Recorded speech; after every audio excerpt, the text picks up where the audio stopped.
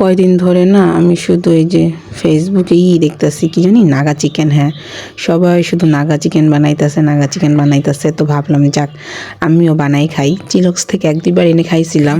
আসলে খাইছিলাম বলতে কি ওটা খাওয়া যায় নাই, মানে এত পরিমাণ ঝাল, আমি আবার এত ঝাল খাইতে পারি না। তো অনেক দিন ধরে ফেসবুকে দেখতেছি, তাই ভাবলাম আজকে নিজেই বাসায় একটু বানাই নেই। তো বানাইতে আইসা বুঝলাম এটা এত কষ্টের একটা কাজ, এত প্যারাময় একটা কাজ, মানে খুবই কষ্টদায়ক। মশলাগুলো ব্যালেন্ড করতে দিছি, কিন্তু মশলার পরিমাণ কম হওয়ার কারণে ভালো করে ব্যালেন্ড হয় নাই। মানে ব্যালেন্ড হয় নাই বললে ব্যালেন্ডই হয় নাই, পুরো একদম আস্তে আস্তে রয়েছে। তারপরে কি করলাম, পুতা দিয়ে কতক্ষণ ছেঁচলাম, না হইলো না। তারপরে আরেকটা ব্যালেন্ডার বের করছি, ওটার মধ্যে করছি, তো ওই জায়গায় কিছুটা হয়েছে। এখন সব মশলাগুলো দিব, কিন্তু না, আমার বাসার কিছু লোক আছে একটু বেশি পণ্ডিত, এরা দিতে দিবে না, অনেক ঝাল নাকি হইব, খাওয়াই যাইব না। তারপরে আমি 2-3 চামচ মশলা আর আদা, মানে যা যা মশলা লাগে আর কি সব কিছু দিলাম। দিয়া কতক্ষণ ম্যারিনেট করে রেখে দিলাম। তারপরে এই যে ডিমে কোট করে, তারপরে যে ব্রেডগ্রাম পাউরুটি ব্যালেন্ড করে নিছি।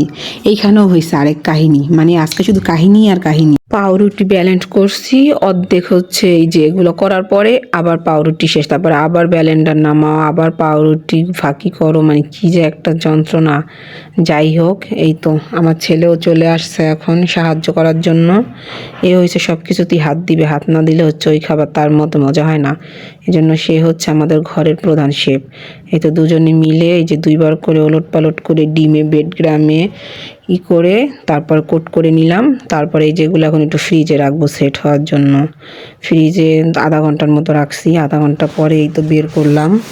এখন এগুলো ভাজার পালা। জানি না ভাজার পরে কি রকমের হবে খেতে। এখন এই তো চুলায় আগেই তেল গরম করতে বসাই দিয়ে আসছি। তেল অলরেডি গরম হয়ে গেছে, ধোঁয়া উঠতেছে। এখন একে একে করে চিকেনগুলো সব দিয়ে দিব। তারপরে জালটা মিডিয়াম লোয়ে রেখে এপিট ওপিট করে সুন্দর করে ভেজে নিব। কালারটা খুব সুন্দর হয়েছে, তাই না? জানি না খেতে কেমন হয়, তো তোমাদেরকে অবশ্যই খাওয়ার সময় জানাবো। তো ভাজার পরে যখন ভিতরে ভাঙলাম, দেখলাম কি না, কোনো ঝামানি, কোনো কালারই হয় নাই।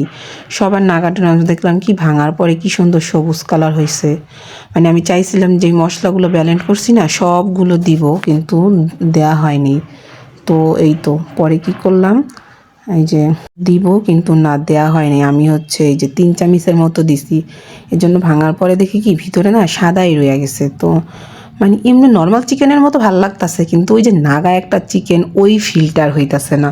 তো আমি আবার কি করলাম, ওই যে বোম্বাই মরিচ, তারপর কাঁচা মরিচ, ধনিয়া পাতার যে পেস্টটা রয়ে গেছিলো, ওইটার মধ্যে চুবাইয়ে তারপর সস দিয়া খাইছি। না, এখন মনে হইতাছে যে না, আমি আসলে খাইতাছি, কি বলে, নাগা চিকেনই খাইতাছি।